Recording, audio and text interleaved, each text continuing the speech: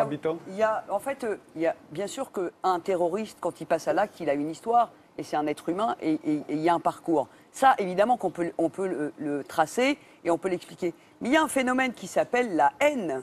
La haine qui vient justement de cet extérieur, qui raconte une histoire qui n'est pas forcément la religion à 100%, mais qui est quand même, quelque part, des cerveaux disponibles à cette haine qui consiste à, et on connaît tous l'histoire, combattre l'Occident, combattre les mécréants, combattre les Juifs, etc.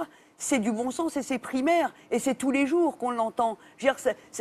On peut donner une explication à des itinéraires qui, quelque part, pourquoi trois individus ayant vécu quelque part, certains ont une trajectoire absolument exemplaire et il n'y a pas de souci, ça devient la communauté nationale et des citoyens anonymes, et d'autres, à un moment donné, sont disponibles, quel que soit le mode opératoire, que ce soit Internet ou des rencontres ou des mosquées, mais quelque part sont disponibles à cette haine.